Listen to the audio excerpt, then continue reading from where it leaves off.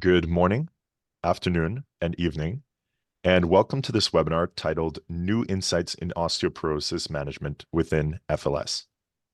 My name is Eric Brûlé-Champagne. I'm the Capture the Fracture lead at the International Osteoporosis Foundation. And before introducing our moderator, I would like to inform you that all participants are automatically muted for the duration of the webinar. Today's webinar will feature a presentation followed by a question and answer session. And I'd like to encourage you to ask questions during the session by typing them directly into the question and answer box of the control panel. With this introduction completed, I will now introduce today's moderator, Professor Willem Lems. Professor Lems has been a rheumatologist since 1993 and professor of rheumatology since 2008 at the Amsterdam University Medical Center in the Netherlands, and is the current educational officer of the Amsterdam Rheumatology and Immunology Center. He is a member of the Capture the Fracture governance and is the lead for its education operational subgroup. Professor Lems has published extensively with around 475 PubMed publications to date. And I would like to now leave the floor to the moderator, Professor Willem Lems. Thank you, Eric. I'm going to introduce our speaker of today. That's Professor Piet Geusens. Piet Geusens is from Belgium. He is an emeritus professor from Hasselt and Maastricht. He has a very broad interest in the field of osteoporosis. You can read it here now, or you can read it later, because later you get access to all the slides. Over the years, he has had many publications, around 500 on the PubMed. He is a member of the International Osteoporosis Foundation Committee of Scientific Advisors. And last year, he won a very prestigious award, the Stephen Bonen Award. And if you win that award, you get the possibility to give a topic on your own choice of 20 minutes. And he chose for the fracture liaison service. And I listened to that lecture and I said, wow, that is so fantastic. It would be very great if we can invite him for the IOF sessions. And now we have 40 minutes, so that's even larger. So I'm very happy and proud that we have Professor Piet Geusens. Professor Geusens, the digital floor is yours. Thank you very much, Professor Lems.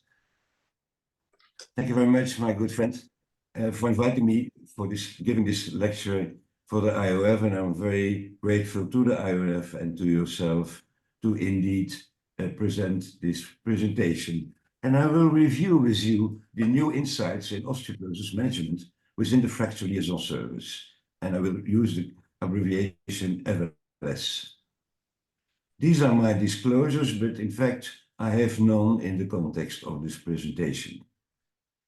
I will review some data on the fracture liaison service, which is FLS, but sometimes in literature also called the post-fracture care, PFC, or secondary fragility fracture prevention services.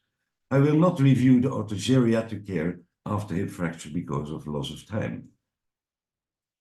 This slide shows you the burden of clinical fractures in subjects older than 50 years worldwide, which has been described in the Global Burden Disease Study in 2019, and showing the incidence in 2019 of fractures in women and in men. And most interesting, they found that there was a 33% fracture incidence increase from 1990 to 2019. The burden of clinical fractures in subjects older than 50 years has also been evaluated and reported for the European Union. And as you can see, nearly 3 million fractures occurred in women in 2019, nearly 1.5 million in men, together more than 4.2 fractures in Europe in 2019. And the mean incidence was 20 per 1,000 inhabitants, so 1 in 50 per year have a fracture in being older than 50 years. So the question then is, the first clinical question that I will discuss with you is, what are the perspectives of a patient older than 50 years who has a recent clinical fracture? And it has been shown already more than 20 years ago that the relative risk for subsequent fracture is doubled after a prior fracture. This has been shown in several studies in the years 2000 with a follow-up of 1 to 20 years for any clinical fracture or for clinical low fractures. So the risk of a new fracture at long term is doubled after a prior fracture. This has recently been confirmed in a very large meta-analysis of more than 2 million participants for any clinical fractures. So these data suggest, and these analyses suggest, that the subsequent fracture risk is constant over time, as shown in this slide here. However, no data on the time between the first and the subsequent fracture was available in these prospective cohorts. However, clinical fractures cluster in time, and this refers to the imminent subsequent fracture risk. And I show you here a study in the Iceland population with a follow-up of 10 years, and you see that the risk is not constant over time, but is higher at short term than at long term, but still remains increased at longer follow-up. In this period, the first years after the fracture, the risk for the hazard ratio for a new fracture was highest after a spine fracture, still increased after a forearm fracture, but to a lesser degree than the spine. And as a consequence, during a follow-up of 10 years, within 5 years, 65 to 85 subsequent fractures occurred within the first 5 years, indicating indeed that the risk of subsequent fracture is imminent, and this offers a window of opportunity for early evaluation and treatment decisions for secondary fracture prevention. In a nationwide retrospective cohort study in Sweden, including more than 3 million women and men older than 50 years, nearly 150,000 had a subsequent fracture within 2 years. And interestingly, this hazard ratio was increased within 2 years for any fracture, highest in the vertebral fractures after peroxontal fracture, lower for distal radius, but interestingly also after finger and toe fractures. And the authors suggested that all patients with a recent clinical fracture should at least be considered to be included for secondary fracture programs such as the FLS. Many other studies have shown the absolute risk after first fracture. And in this study of nearly 300,000 women mostly older than 65 years, and taking into account the competing risk of mortality, you see the exponential increase and then the leveling down within 5 years follow-up, so that around 30% of the population, of this population, had a fracture within 5 years, again being the highest after clinical fractures, nearly 40%, and lower after tibia and fibula fractures. So the first consideration for the FLS is that any clinical fracture is a signal for imminent and long-term subsequent fracture risk. However, there is also an excess mortality after recent clinical fracture, and this has been shown within 1 year for fractures of the hip, the femur, the pelvis, the vertebrae, clavicular, the rib, and the humerus, both in men and in women, and even at longer term after hip fracture, femur fracture, pelvis or vertebral fracture, the excess mortality can last many years. As a result, we should take into account the excess mortality. This has been nicely shown in the Australian population of nearly 1,000 women older than 60 years. And this slide shows you what happens within the 5 years within a first fracture. And the expected mortality was 16%. The excess death mortality was around 10%. So 1 in 4 of these women older than 60 years had died within 5 years. 12% had a refracture and died subsequently, and 12% had a refracture and were still alive after 5 years. So half of the patients were free of refracture, and 1 in 3 of the survivors had a refracture. So the first consideration should be adapted. So any clinical fracture is a signal for an imminent and long-term subsequent fracture risk, except, of course, clearly from this data when life expectancy is short. Other imminent changes after a recent fracture includes bone loss, decrease in areal BMD, decrease in physical performance, in quality of life, and an increase of fear of falling. So the question is, what is the risk of falling after a recent fracture? The risk of falls has been documented after clinical fractures, and 15% had a fall within 3 months after a fracture. After a hip fracture, these data were even higher, and more than 50% within 1 year had a fall after a hip fracture.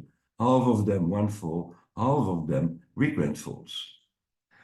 There is also publication on falls in patients after the visit in the FLS, and around 35% had a fall within 1 year when they had a hip vertebral or hip plus vertebral fracture, and the risk of subsequent falls was lower within 1 year with other fractures.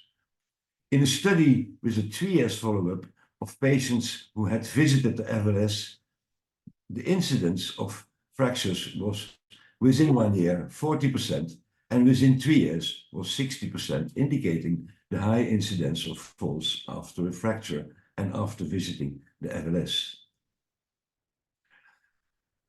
Interest in the fracture patient was started some 20 years ago with the first publication on the fracture liaison service from the group of McLellan in Glasgow.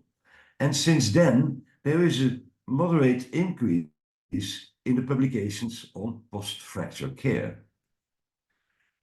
Since then, we have in green the development of the fracture algorithms FRAX, Garvan, and Q-fracture, who included the prior fracture as a risk factor. And you see then the emerging of many international societies who make guidelines for care for patients with risk of clinical fractures. And the first were the IOF and the ASBMR, and the others are listed there. And this resulted in an exponential increase in publication on care for patients with a clinical fracture. So what are these patients' characteristics when they are 50 years old or older and have a recent clinical fracture? For that, I will firstly refer to the risk estimation algorithms that calculate fracture risk. Everybody of you know now the FRAX, which calculate the 10-year fracture risk, the Garvan algorithm, who calculates the 5 and 10 years fracture risk, and the Q-fracture algorithm, who can calculate the yearly fracture risk during 10 years follow-up. Most importantly, all of the three included the previous fragility fracture as a risk factor for a further fracture. BMD was included in FRAX and Garvan, but not in the Q-fracture. And the fall history was included in Q-fracture and Garvan, but not in the FRAX. And the other risk factors you see, there are more than 25 other risk factors included in these algorithms. So non-unsuspectedly, when you see a patient with a recent fracture, you see many risk factors in these patients. In this study with more than 500 women with a mean age of 67 years at the fracture liaison service, 1 in 3 had osteoporosis as a T-score below -2.5. But 1 in 2 also had other bone-related fractures with an overlap with bone density, but also non-overlap. So 3 out of 4 patients had a bone-related fracture, a risk. But again, also 3 in 4 had a fall-related risk with large overlap between all these risk factors.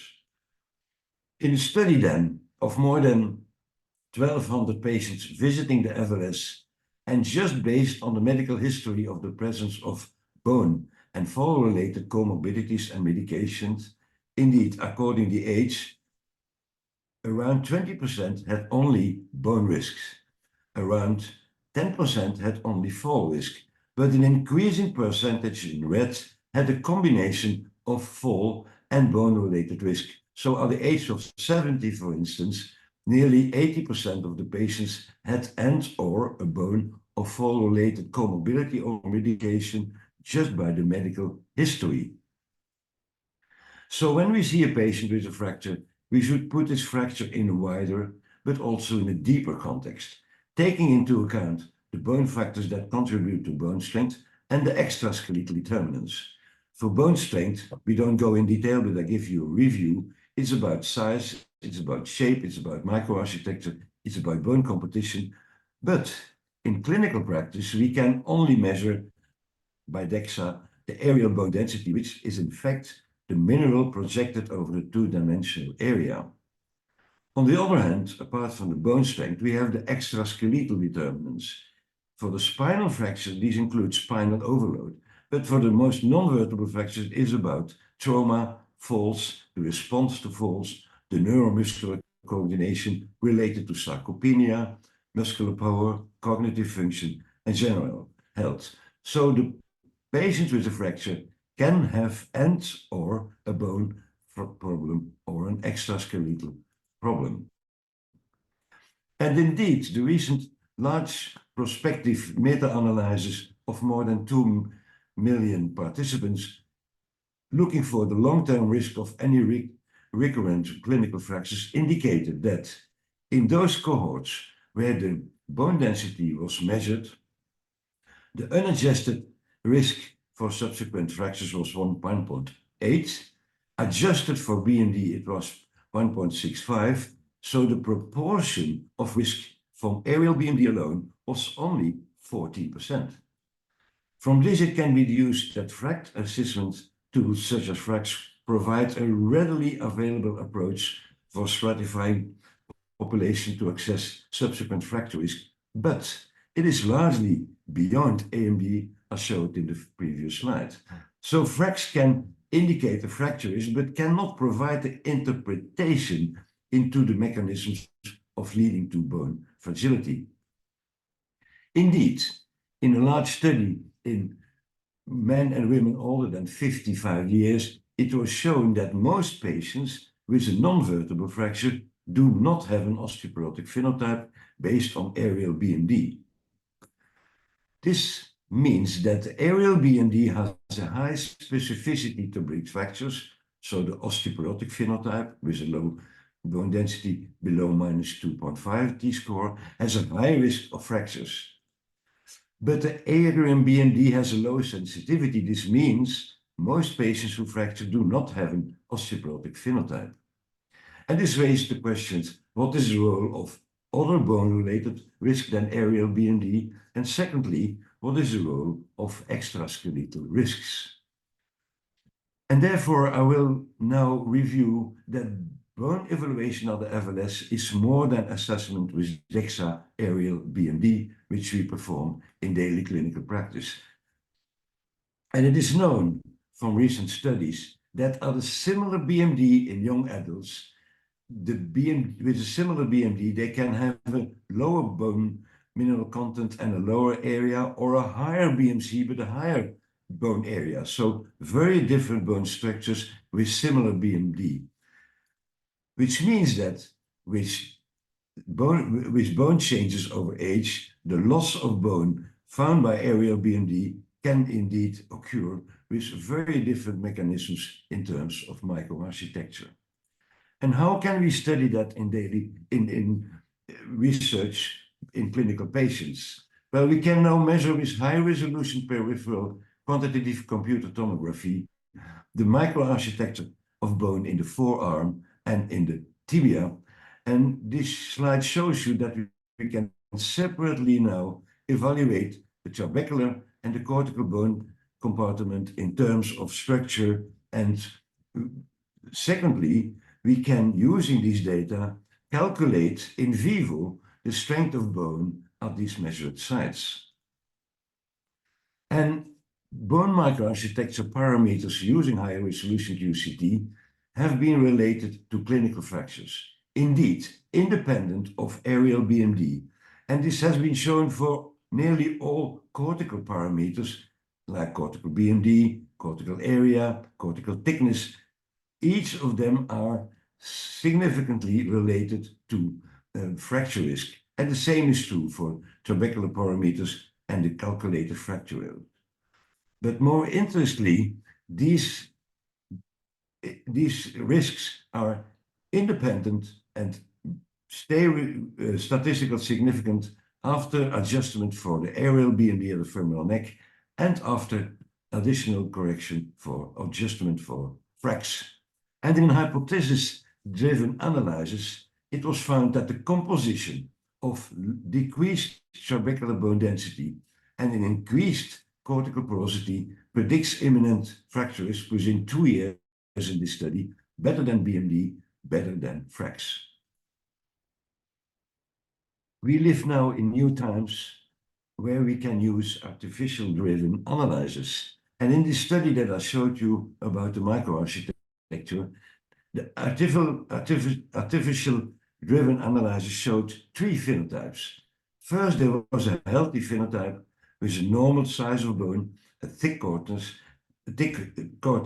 and a well-connected trabeculae.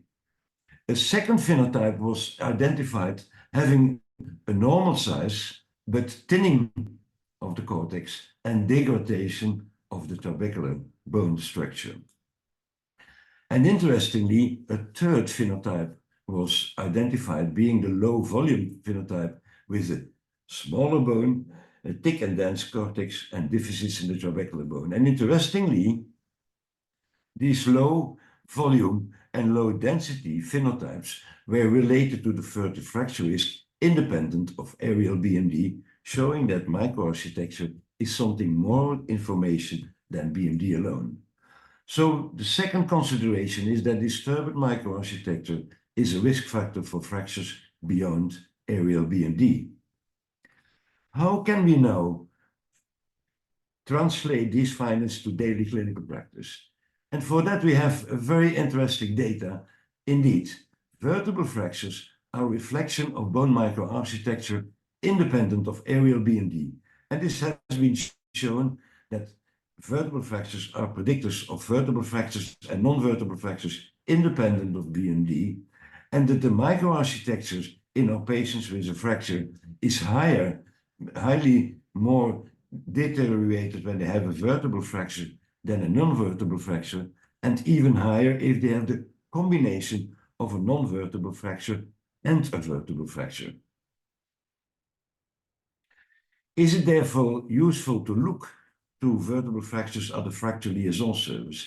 Indeed, both men and women have subclinical vertebral fractures when they visit the FLS.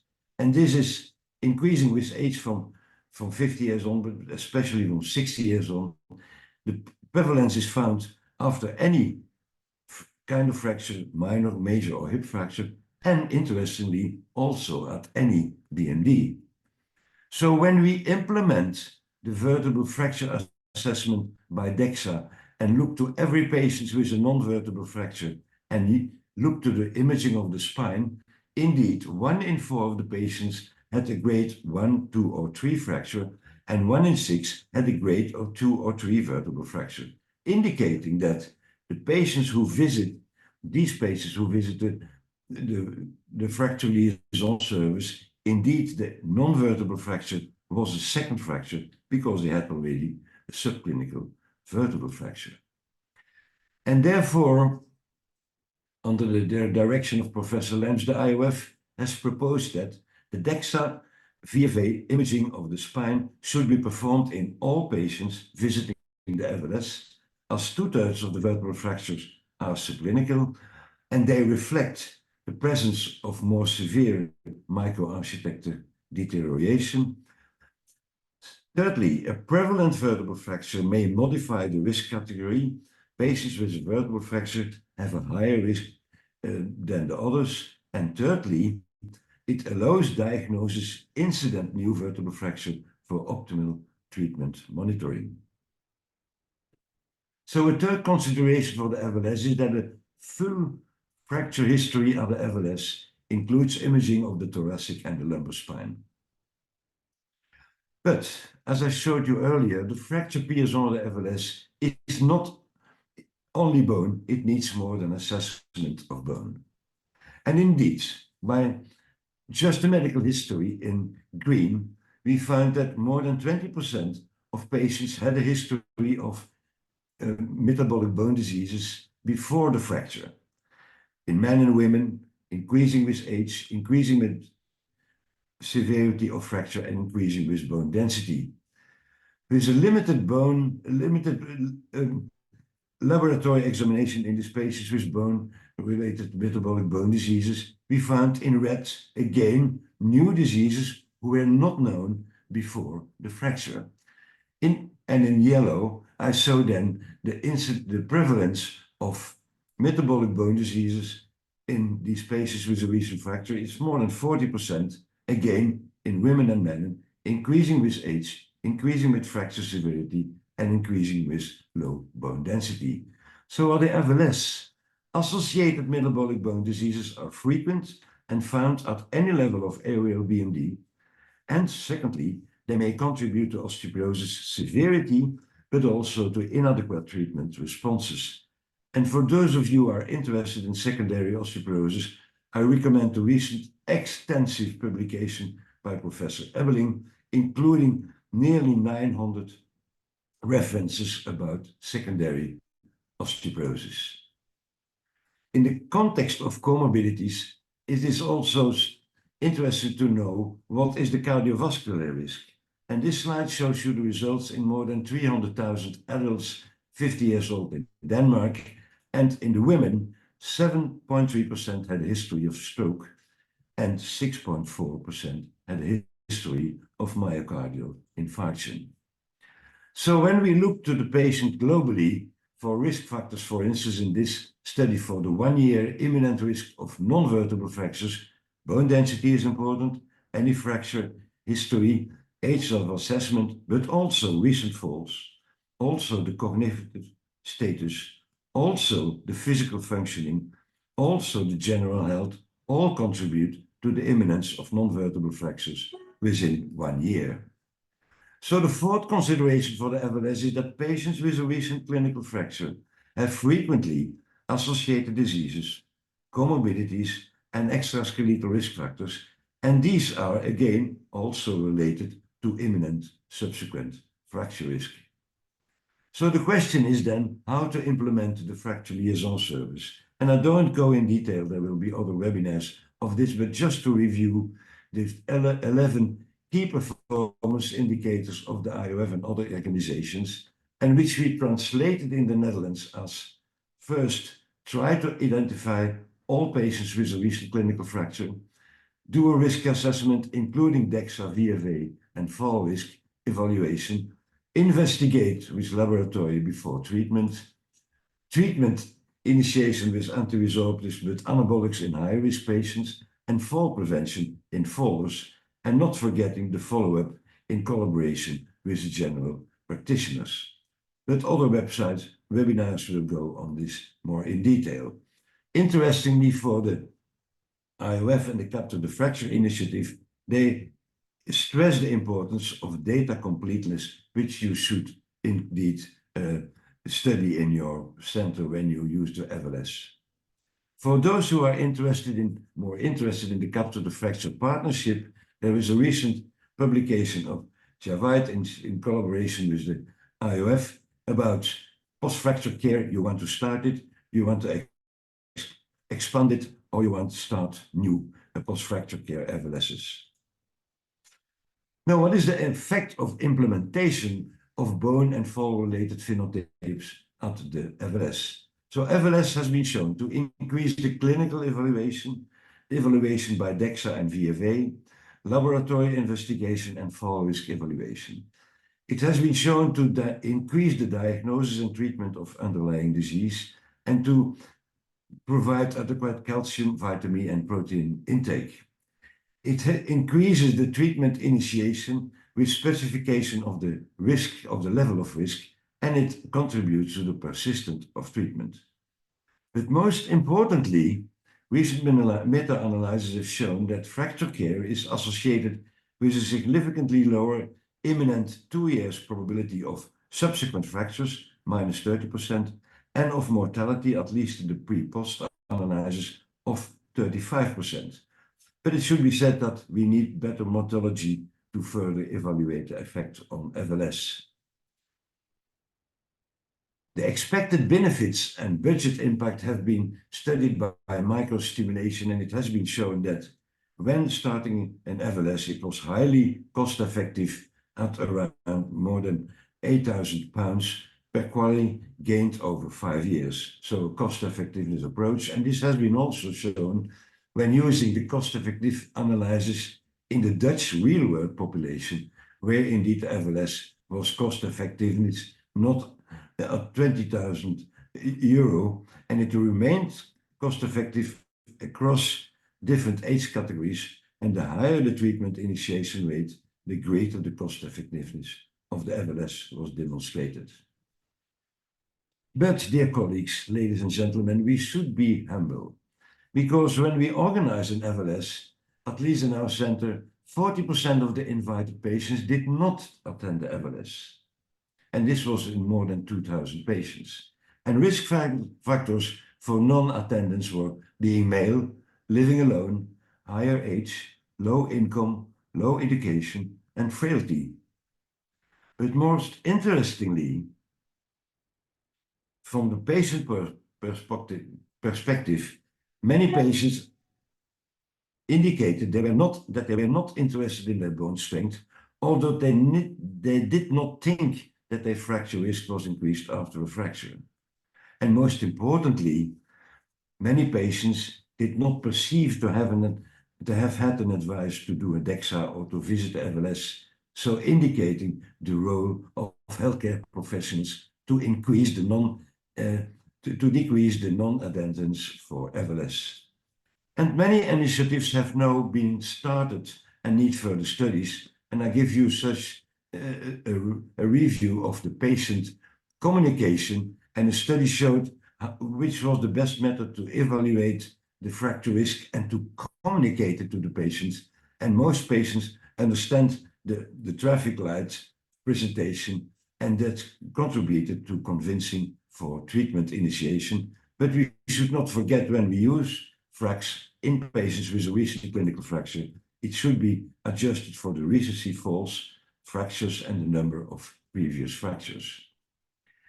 At the EULAR, the European League Against Rheumatism, there is now an initiative for the role of including non-physician health professionals in fracture care. And the aim is indeed to involve these professionals in all steps of primary and secondary fracture prevention, including of the FLS. And these are recommendations for these professionals. A recent study also looked to the role of the general practitioner, and interestingly, there was a clear consensus among experts, including some GPs, in many key areas of the FLS. But while the experts agreed that primary care is the most appropriate setting for long-term care, the overall confidence in primary care systems to achieve this was low. So there is still a lot of work to do about the role and the communication of the GPs, especially for the adherence to monitoring. And as you know, we have a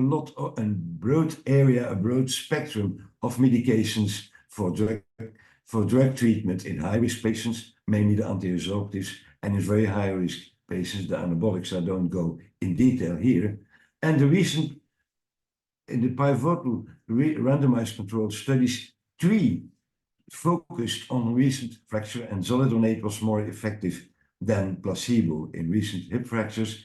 Teriparatide was more effective than risdonate after recent vertebral fracture, and romosozumab was superior to alendronate and included indeed patients with a recent hip fracture, which are not until now published separately. So when we used an extensive examination of the phenotype of the patients, other FLS, and treated according to the Dutch guidelines, we found that at baseline, 1 in 6 had a vertebral fracture. And during 3 years follow-up, 1 in 4 of those with a vertebral fracture at baseline still had a fracture, which was significantly higher than patients who had no baseline fracture. And this was independent, the effect of treatment was independent of gender, independent of age, index fracture, and BMD.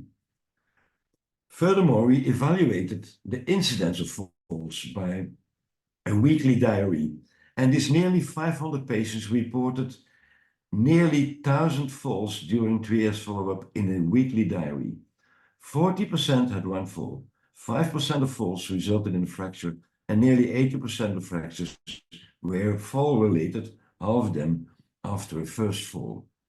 So independent of the other risk factors, the incidence of falls was highly significantly related with the risk of future falls. Indeed, 1 in 6 of the fallers had still a new fracture. So we need more studies, more interest, and more follow-up. What happens with these patients in terms of falls and of extra-skeletal risk factors? And I'll just show you one example here. In patients with a recent fracture visiting the FLS, in this study they used an accelerometer during 6 days to measure the physical activity, which was decreased in 14%.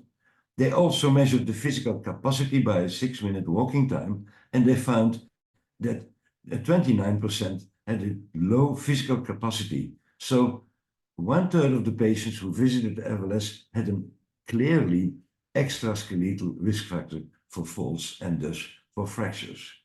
And the question is then, can we enhance fracture prevention by combining medication, drug therapy with fall prevention?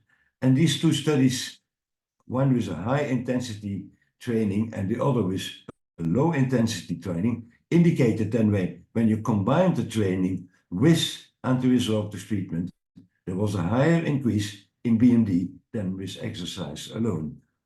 But we don't have fracture data, and I think surely we need studies to evaluate the combination of these both treatments, bone-directed and fall-related. So we have still knowledge gaps and a research agenda for the FLS. We need better fracture risk evaluation in terms of imminent fracture risk and in predicting the fall risk, and eventually also for new evaluation techniques. We need also long-term observational studies with adequate methodology and studies about the intensity and the sequence of drug treatments. Should we start with anti-resorptives or should we start with anabolic treatments and fall prevention and exercise treatment combinations? And of course, we need attention for the patient preferences and especially what should we do to approach and treat the non-attenders. So dear colleagues, ladies and gentlemen, I have tried to give some considerations on the FLS. The first is any clinical fracture is a signal for imminent fracture risk. Disturbed microarchitectures play a role. A full fracture history needs imaging of the spine. Patients with a recent clinical fracture have often comorbidities and other diseases and extraskeletal risk factors, and I have shown you the effects of the implementation of the FLS. With this, I want to thank you for your attention and especially thank my bone staff, my head of departments, but especially all my PhDs. You see, they are all laughing, but I will remind you that these pictures were mostly made after they finished their PhD. And lastly, I thank my university and my collaborators for all this research we can do. Thank you for your attention. Many thanks, Professor Geusens, for an excellent lecture. I must say I was impressed. You gave. I started, for those who are a little bit late, that you received the prestigious Stephen Bonen Award a year ago, and at that time you gave an excellent lecture, and now you gave a lecture including so many slides with publications from 2024. So that's really my compliments. There are some questions. There's also the possibility to ask questions from the chat. So I want to suggest to everyone, ask your questions to Professor Geusens. That can be all kinds of questions. That can be clinical questions. That can be other questions. I shall start with the first question from Harry van den Broek. That's from the Netherlands, from the Patients Organization. And Professor Geusens, you told us about measuring bone quality more than DEXA with the PQCT, and that's fascinating what you can measure with PQCT, but the machine is more or less expensive. What about ultrasound? That is cheaper. Is that also reliable, or is that less reliable? Can you use it in daily practice? What are your thoughts about it? Yeah, this is a very good question. And due to the time courses you gave me, I didn't go in detail for other measurements. We can measure the bone quality by microarchitecture and indeed also with ultrasound. But what we lack is data at the time of the patient's consults the fracture liaison surface and what a measurement ultrasound can add to the areal BMD or can independently predict further fracture risk. And thirdly, we don't have data in how far ultrasound evaluation is able to refine our treatment decisions. So we don't have thresholds. We don't know if it is more important to measure ultrasound than areal BMD.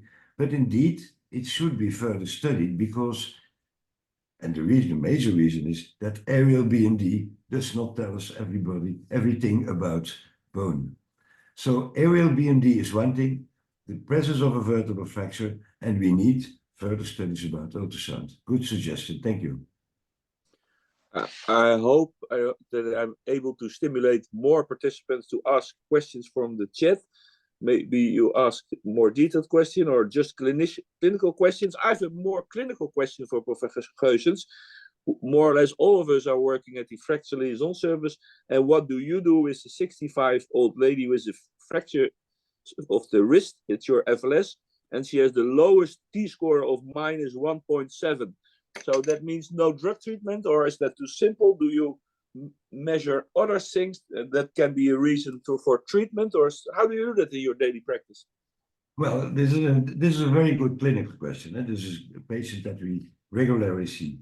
So she is 65 years old. She is already 15 years after the menopause.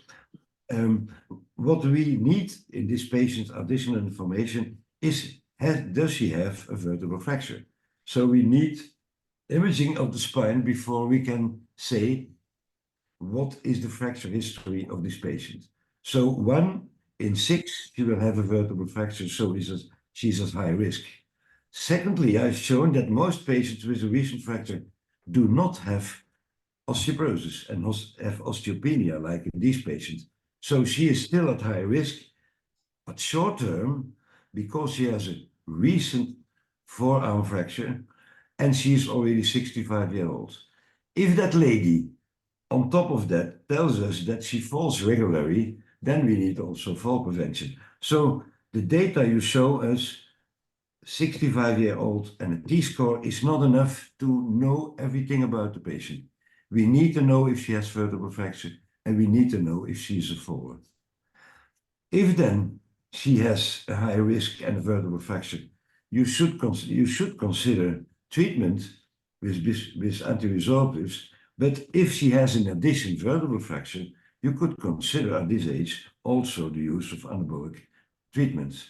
And I think we need some more studies after the fracture liaison service, whether these patients indeed can be helped better when we start with anabolic treatment. Okay, thank you for that. We have more of around 100 participants, and at the moment 3 questions at the chat. We can have much more because Professor Geusens is very willingly to answer your questions. And then the second question is from someone who asks, well, many vertebral compression fractures are undiagnosed. It's in the chat. You can read it, Professor Geusens. Why is that? That's the first question. And I suppose the person of the question is a physical therapist and say, how must I work with all those elderly women with back pain, while back pain guidelines advise against imaging? What should I do? And in my opinion, if I translate the question, what are the red flags that you have with all those enormous amount of women with back pain that there's a high risk for a vertebral fracture? Well, I'm not a specialist of back pain. I'm a rheumatologist, but I do not follow the literature. But in the case of the fracture liaison service, indeed, 1 in 6 have a clear vertebral fracture. And the fact that they are subclinical is 20 years ago or 30 years ago, I thought, if it is subclinical, what is the importance? The importance is, as I have shown, that it reflects the microarchitecture of bone. So a vertebral fracture is, in many publications, found the most osteoporotic fracture because it reflects the microarchitecture. And indeed, most of the vertebral fractures are subclinical because they can occur during daily activities, such as twisting or lifting heavy objects. So they can occur without an acute trauma, without acute signs of an acute fracture, like we see in the non-vertebral fractures. And so they can be overlooked and indeed can give rise to acute and long-term back pain. The reflection in the low back pain population, I am not a specialist in that, but other FLS, it is clear that they should be evaluated for vertebral fractures. And as I have shown, if they have a vertebral fracture, the risk is very high for new fractures. And indeed, your approach in treatment should be more intensive, and we should know if indeed anabolics are then the indication for primary treatment. And this is the clinical significance of a vertebral fracture. Additionally to the person who asked the question, I teach all my rheumatology trainees at the FLS clinic to measure the current height of the individual patient. And if they know, which is not always the situation, their length when they were 20 or 30 years old, and there is no height loss at all, then is the chance of finding a vertebral fracture very low. And it's 4 or 5 or 6 centimeters or more, then the chance of finding a vertebral fracture. So that's very simple measurement, which might be helpful in some situations. Yeah. We already discussed, of course, stimulated by the fascinating work from Professor Geusens on the PQCT, but there are more options. What about trabecular bone score? Is measurement of, is that useful in daily practice? And this is another good remark, and indeed there are many data about the trabecular bone score, which indeed reflect the trabecular structure of the vertebra. And it has been shown that they independently of areal BMD are associated with an increased fracture risk. However, I did not find publications in patients with a recent clinical fracture. And the question then is, what is the addition of trabecular score if they have no vertebral fractures? And I think there is an additional value, but I didn't find data on the FLS. On the other hand, if you have a vertebral fracture in the region of the trabecular bone score, where you measure the trabecular bone score, so in the lumbar spine, you can have faulty results because there is a fracture. But I think TBS, trabecular bone score, is superior to ALBMD for predicting fractures, but it has not been studied intensively at the FLS, and I think we need some more studies on that. Okay. And I must say, I was also impressed on your data from your group with Lisanne Franke, showing that the risk of a fracture is 9 times higher in a patient with a recent fall. And you're a bone expert, and so I fully trust that you treat your patients fully adequately with bone active drugs. But what do you do in a patient with a fracture and a faller? Do you send them to a geriatric outpatient clinic, or do you just some more or less low-hanging fruit actions, trying to prevent alcohol? I don't know whether it's simple or sleeping pills and so on. So what is your workup in the faller with a fracture? That's a very good question. Thank you, Willem. Firstly, I think we did not fundamentally and very straightforward do fall prevention. So we left that to the GP, we left that to the patient. We were not intensively involved in the follow-up of the fall prevention. But secondly, if you don't do that, you still have a lot of fractures in the fallers. And then the question is, can we do fall prevention? Should we add medication? And what is the value of the combination of bones approaches? We treat well the bone, we did that according to the Dutch guidelines, but in fallers it's not sufficient. And I think we need studies of the FLS where the fallers are an indication for more stringent combination of drug therapy and exercise. So not only exercise and fall prevention, not only bone-directed drugs, but it's the combination of both. And I think we lack this data. I have shown that the combination is more effective in terms of bone density. If we ever should have data that the fracture risk would be decreased by an intense combination, at least in the fallers and those with a low bone density or a vertebral fracture, that should be a major progress in the FLS care. Okay, go on, please go on. We miss this opportunity at this moment. I think we need the studies. Okay. We're looking back to the chat, Professor Geusens. You can read it together with me, I suppose.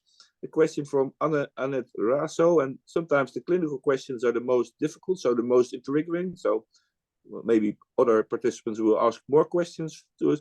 This is, as I understand, the 47-year-old lady.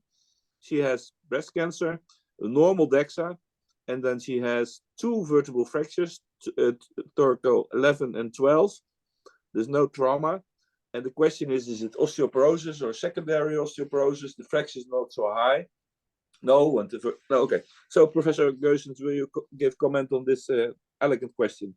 It's always difficult to discuss a case at a webinar because you don't know all of the patient. But first, if she has a vertebral fracture, we should exclude bone metastasis. In a patient with this history, you should know if the bone problem is a metastasis problem. If that is and I would recommend to exclude that. If that is not the case, indeed it has been shown that in cancer patients, you can have bone loss for many reasons. She will be in early menopause, she will have chemotherapy. The question is if she gets tamoxifen or other estrogen-like products. So there are many risk factors. But I think if she has a vertebral fracture without arguments for metastasis, this is a severe risk patient who needs intensive treatment. However, in the presence of a history of breast cancer, you should not give an anabolic treatment, and you are here. We should here concentrate on anti-resorptive treatments.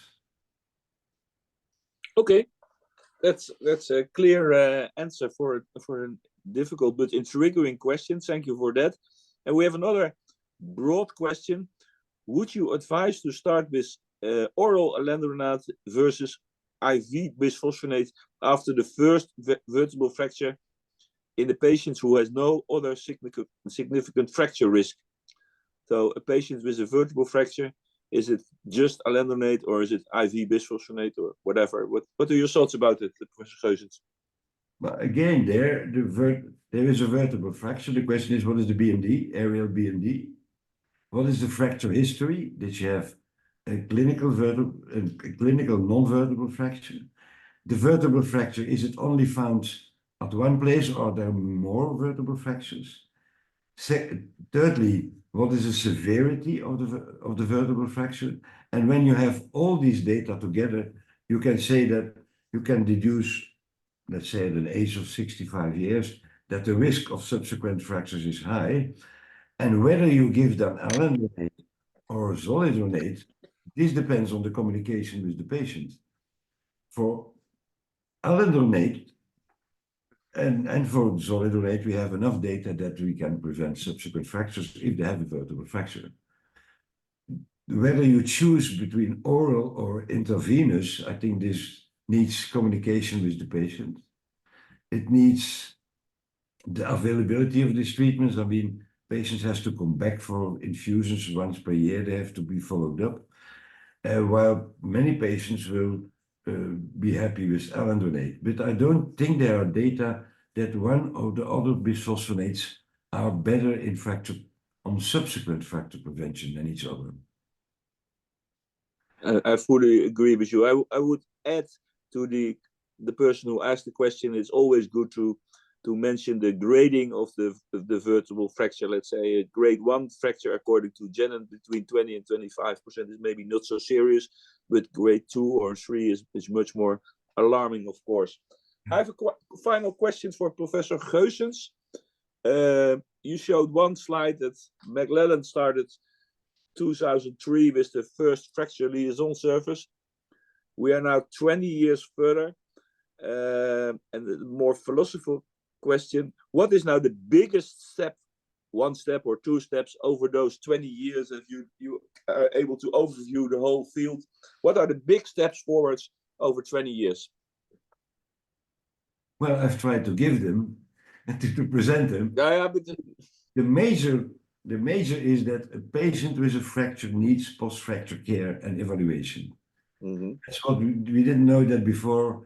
This is new since then. The second, if you want to prevent fractures, you have to be early in evaluation and treatment. So recognition and early interest for the patient in post-fracture care. I think these two are the major progresses. We have medications, we have fall prevention programs, we can measure bone, but that are the most important clinical findings. A patient after the 50 years with a fracture needs post-fracture attention, as I showed, because we can indeed help these patients to have no new or less new fractures. And the imminence of this fracture is that we need imminent action as a doctor in fracture patients. Thank you very much. That's very clear. From my point of view, we can go on for a long time, and we have done that in the past together. But I think it's good that we are going to close the meeting. And Eric, many thanks for you, Professor Geusens, for your excellent lecture and your very thoughtful answers. And Eric is going to close the meeting. Thank you, Willem.